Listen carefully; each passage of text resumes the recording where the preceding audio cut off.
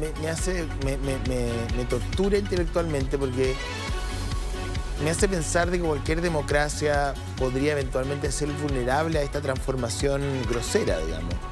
Dice, bueno, Venezuela en los años 2000 o en los 90 no era el paraíso democrático, pero funcionaba con una suerte de dialéctica entre una suerte de binominalismo de facto. Entonces entre COPEI y Acción Democrática se iban pasando el poder, había una élite, era un país petrolero, tenía pobreza, tenía los problemas propios de América Latina, pero no era peor que Brasil, ni era peor que Bolivia, ni era peor que Perú. O sea, tenía, digamos, una lógica que incluso lo ponía como la Miami, Caracas era como la Miami sudamericana. Ese era, digamos, el encanto y el color. Y terminamos con Chávez, que venía con una escoba a barrer con la corrupción. Llega como un caudillo militar, ya hasta ahí uno puede decir, bueno, se está buscando una solución fuera de la caja, se quiere culpar a los políticos corruptos, a los mismos de siempre, hay una alternativa popular de un gobierno popular. Ok, gana la elección del 2000. ¿Y cómo de ahí hemos llegado a esto? O sea, ¿cómo no hubo una clase dirigente, una oposición, una clase empresarial, una clase judicial, un poder judicial que resistiera, o sea, que dijera no a esto, no al decreto, no a terminar con la separación de poderes, no a perseguir jueces, no a cerrar canales? Entonces uno se pregunta, yendo a la génesis de todo esto, ¿podría pasarle a cualquier país? Mira, ¿somos todos vulnerables a que en algún momento aparezca un señor que quiera barrer con la corrupción y que termine deformando el sistema? ¿O en realidad esto es propio de los venezolanos o propio de los cubanos? ¿Somos nosotros más democráticos de lo que era Venezuela en el año 99? Estoy pensando, ¿sí? En los años 70, 80 en América Latina había solo 3 democracias: Venezuela, Colombia y Costa Rica. Todo el resto era una marejada roja de dictadura, ¿no? De derecha generalmente, pero a veces de izquierda, Velasco Alvarado, Morales Bermúdez, ¿no es cierto? En el Perú, el gobierno revolucionario de las Fuerzas Armadas. El punto que tú planteas es muy sabio y muy atingente. ¿Por qué? Porque en esa democracia venezolana, que tiene todas las características positivas que tú señalabas, había también un fenómeno de corrupción. O sea, que los dos partidos, COPEI y ADECO, ¿no? Que es Democracia Cristiana y Socialdemocracia, se repartieron el poder, la alternancia en el poder, y todos los poderes del Estado, ¿no es cierto?, con sus militantes, creó y el petróleo. Hay toda una literatura de por qué los países petroleros no son democráticos. Mira. Arabia Saudita, bueno, Venezuela, Irán, etcétera. Porque no son capitales movibles, porque el petróleo está ahí, la renta del petróleo. Qué bueno. ¿Te fijas o no? ¿Por qué los países petroleros no son democráticos? Es bien impresionante. Entonces, ¿cuáles son los dos dramas que tiene América Latina hoy día? Crimen y corrupción. Esa es la realidad de América Latina hoy día. El crimen y la corrupción, que son las dos principales amenazas a las democracias. Entonces tu pregunta, ¿son vulnerables las democracias? Claro. O sea, yo creo que Venezuela nadie la tiene dada. Nadie la tiene dada. Chávez fue elegido democráticamente. Pero y ganó en el 99. La mayoría de las elecciones. Y al año siguiente, la Constitución, que fue democrática. Ahora, yo fui en visita oficial con el presidente Lagos en el 2005. Chávez llevaba 7 años en el poder, ¿no? Fuimos a una visita oficial, muy bien, en fin, buena relación. Y el presidente Lagos pidió algo que es típico de las democracias, poder reunirse con la oposición. Claro. Chávez lleva 7 años y Chávez no tuvo ningún problema. Tuvimos una reunión en un hotel, me acuerdo, en el primer piso, con 24 dirigentes de 12 grupos políticos. Y uno de ellos le dice, presidente Lagos, le quiero agradecer esta invitación porque es primera vez que nosotros nos juntamos en 7 años. O sea, quiero decir, aquí también había una debilidad de la oposición. Eso te iba a decir. La única que ha logrado ahora, María Corina Machado. No, Guaidó no. Pero tiene no detractores internos. no, María claro, Corina tiene detractores internos. Pero ¿no? claro, así es. ¿Te fijas o no? De Entonces, la debilidad, la dispersión, la fragmentación de una oposición que nunca fue... Mira, la oposición ganó en 2016, la Asamblea. Ganó la mayoría en la elección. ¿Y qué hizo? Estaba subiendo Maduro, creó una convención constituyente paralela y se acabó la Asamblea. Entonces, había una capacidad también política. Ese es un buen punto. Sí, y había una incapacidad de la oposición para ponerse de acuerdo. Oye, volvamos con Fernando Tineo, que está ahí en vivo, está en Venezuela, en Caracas. Aprovechamos de preguntarte, Fernando, porque el Washington Post habla de un una especie de negociación o de acuerdo con algunos generales? ¿Se sabe algo? ¿Se comenta algo a nivel interno? Volvemos contigo en vivo. Bueno, son rumores. Acá en el país muchas cosas se comentan, nada es oficial, nada, digamos, de una fuente creíble, pudiéramos decir, o dar alguna opinión con respecto a eso, porque se trata de eso, de rumores, de cosas que se dicen entre pasillos, pero no hay nada como probarlo, ¿no? De que haya un acuerdo entre generales o con gobiernos extranjeros, nada de eso. Yo quería agregar algo a lo que están comentando, y es que en el año 2005 creemos que fue el punto de quiebra acá en el país, porque la oposición no acudió a las elecciones legislativas de la Asamblea Nacional, y allí fue donde Hugo Chávez ganó la mayoría, y allí definitivamente cambió el país, porque cambiaron muchas normas en el Banco Central de Venezuela, normas en el Tribunal Supremo de Justicia, y allí prácticamente, bueno, cambió el país, ¿no? Fernando ha hablado en las últimas horas, entiendo, desde la clandestinidad, una vez más, María Corina Machado, después de este registro que mostró la Casa Blanca, de este ataque en aguas internacionales, que ahí quiero después hacerle una consulta respecto a ese tema a Ignacio, pero desde Venezuela, ¿cómo lo vio la propia líder de la oposición, María Corina Machado? Entiendo que habla de que esto demuestra que cada vez está más cercado el Nicolás Maduro frente además a este despliegue inédito que hay ahí en el Caribe Sur. Sí, ha dicho en las últimas horas, hace minutos, se ha publicado un video en las redes sociales donde ella dice que cada vez el cerco a Nicolás Maduro en el Caribe es mayor y que la transición ya ha comenzado. Fueron algunas de las palabras que utilizó María Corina Machado en los últimos minutos luego de esta acción militar en el Caribe. Y eso da alguna esperanza, ¿o no? Porque hay un pueblo también desesperanzado después del fraude electoral. Que en definitiva la gente fue a votar, se convocó, hubo digamos, una diferencia importante donde Edmundo González Urrutia ganó y finalmente hubo este fraude. La oposición, a pesar que mostró las actas, el gobierno todavía no muestra ninguna acta, digamos, el Tribunal Electoral en Venezuela. Entonces hay un país, me da la sensación, Ignacio, que está como mirando el despliegue de ahora, pero con menos esperanza que antes, después de lo que ocurrió en las urnas. Bueno, la elección del 28 de julio fue un balde de agua fría para el pueblo venezolano, porque fue una elección que ganó. Que era la forma de hacer. Las actas están publicadas. Las actas están publicadas. La Fundación Carter tiene publicadas las actas en que Edmundo González obtiene un 70% de los votos, ¿no? Y eso fue parte de la organización que hizo la oposición con el liderazgo de María Corina Machado. Entonces, cuando Maduro, que dice que es fake lo de ayer, ¿no es cierto?, desconoció este triunfo, ¿no?, se atribuyó el triunfo con toda la legalidad, ¿no es cierto?, del régimen. Eso fue un balde de agua fría. ¿Por qué? Porque la movilización de esa esperanza contra toda esperanza, porque eso fue, todos sabían, algunos detractores de María Corina no quisieron participar, dudaron de la efectividad de esto. ¿Qué haces ahí? Es que ahí te encuentras con un callejón sin salida, Ignacio. A ver. Quiero que esto quede bastante claro, porque en realidad a veces en televisión las palabras pueden ser súper mal interpretadas y manipuladas por la inteligencia artificial. No, mentira. Pero quiero ser súper claro. Yo coincido contigo. Las intervenciones norteamericanas no han sido del todo exitosas. Cuando uno revisa un poco en qué están los países intervenidos hoy día, yo no iría a Libia, pero ni aunque me invitaran, digamos, y tampoco iría a Irak. Te lo digo abiertamente. Lo de Panamá en el 89 tampoco fue muy grato. Granada, y podríamos seguir. Entonces yo entiendo que hay una ansiedad brutal de la comunidad venezolana en el exilio, de que ojalá esto se solucionara rápido, entraran a los Navy Seals, al Miraflores, lo mataran ahí, mostraran su cabeza y después el lunes asumiera a María Corina Machado. Bueno, eso no es así. La vida no es como uno quiere que sea, lamentablemente.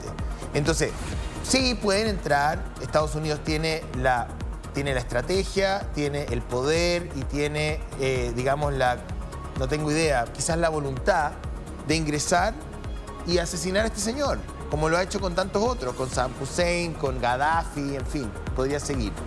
Pero eso no significa que en un fin de semana vamos a volver a ser la Miami de América Latina. O Pero sea, mira, los colectivos chavistas no se van a quedar tranquilos, Sí. el ejército no se va a quedar tranquilo, y milicias. la posibilidad de un enfrentamiento civil que se prolongue no por 10 días ni por 10 meses, por 10 años, es muy probable.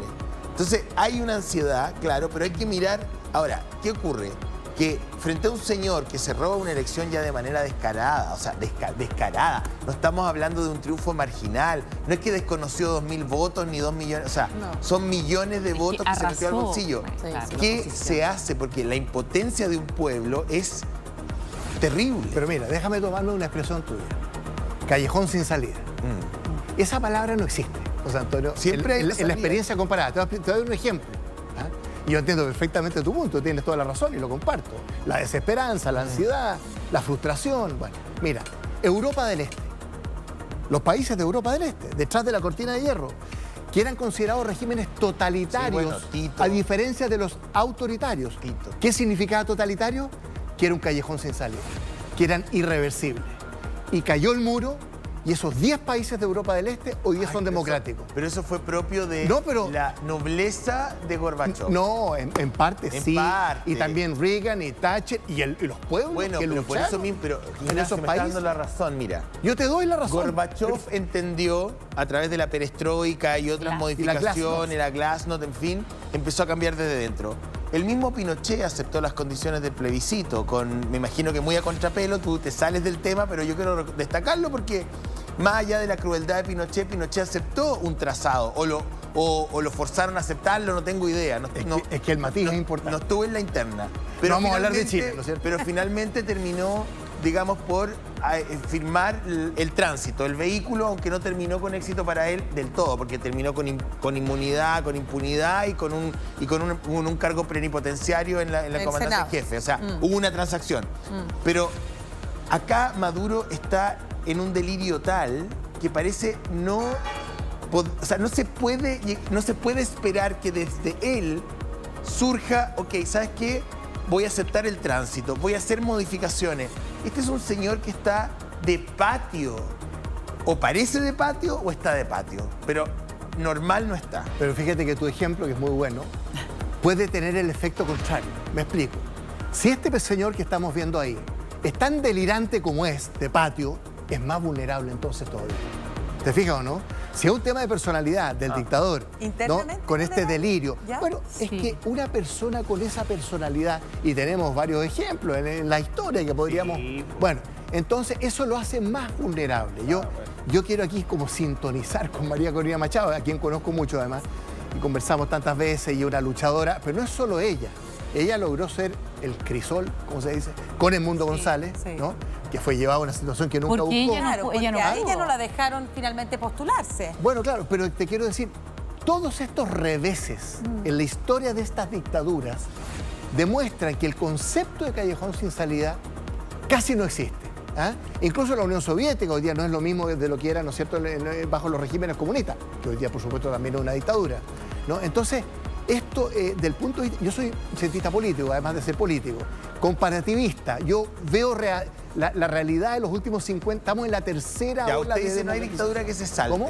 Todas las dictaduras tienen... Todas son potencialmente Vulnerables. vulnerables. Ya. Exacto. Incluso en China fue Tiananmen.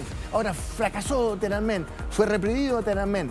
Pero hay fuerzas potencialmente Hay hablando. una esperanza. ¿Ah? Lo que pasa es que acá se abrió la esperanza con lo de las elecciones. Sí. En Cuba, como que lo hablamos nosotros el otro día con el José y con la Mariane. O sea, claro, con partido único, en lo que ocurre en Rusia, ¿no es cierto? Ahí incluso se ha asesinado a quienes intentaban ahí tener algún tipo de oposición. Pero acá hubo una esperanza, ¿no es cierto? Hubo una elección. Entonces uno dice, esa era la oportunidad probablemente que las cosas cambiaran. ¿Volvamos a Caracas? Sí, con Está llamando. Fernando. Y en ese tema de la esperanza, Fernando, si tú mismo has dicho que hace poco habló en sus redes sociales, que es la forma que lo tiene que hacer en la clandestinidad, María Corina Machado diciendo que está comenzando la transición. ¿Cómo interpreta ahí el pueblo venezolano estas palabras, en el fondo, para mantener ese liderazgo o mantener la esperanza de que podría haber una transición al régimen de Nicolás Maduro frente a todo este despliegue norteamericano? Bueno, ese sector que apoya a María Corina Machado, que como lo hemos visto y según lo que ellos publicaron, más del 70% votó por Edmundo González el año pasado. Bueno, ese sector guarda esperanza. Como dice el dicho, la esperanza es lo último que se pierde. Ese sector aún tiene esperanza. Hay encuestas que revelan que todavía María Corina Machado goza con una amplia credibilidad en ese sector de la oposición venezolana, más allá de algunos detractores, inclusive políticos. El propio Enrique Capriles Radonsky hablaba hace un par de días y entre líneas daba a entender que no estaba de acuerdo con esta posición de María Corina Machado y lo que está haciendo el gobierno estadounidense. Entonces, bueno, la población que aún mantiene esa esperanza con Fernando, María Corina Machado, según los trabajos de donde se ha pulsado la opinión de la población. Entiendo. ¿En qué está la oposición, digamos, más allá de María Corina Machado escondida?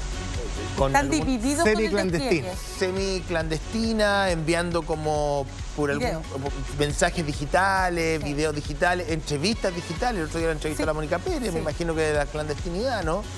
Entonces, ok, ahí hay un elemento, pero esta operación norteamericana en el Mar Caribe ha hecho que se junten, que hablen, que digan, o tenemos a la señora Corina como una suerte de lobo solitario en medio del océano, digamos, enviando mensajes de ayuda, de apoyo, de esperanza, porque uno ya a esta altura como que le perdió el rastro a la oposición como un cuerpo sólido en Venezuela. Mira, hay que decir las cosas como son. Hay un sector de la oposición que no camina al lado de María Corina Machado. Estamos muy bien. Van a sacar a Maduro, pero en 150 desde años la elección más. primaria, cuando no participaron de esa elección primaria. Y hay que decirlo así, María Corina Machado, digamos, tomó el liderazgo y la decisión que prevalecía siempre era la decisión de ella. Había muy poca confianza, se atreve uno a pensar después de todo lo que hemos visto durante estos últimos 3 o 4 años. Dame un segundo para había entender muy un poco. poca confianza entre María Corina Machado y algunos políticos, digamos, cabecillas de los principales partidos de oposición.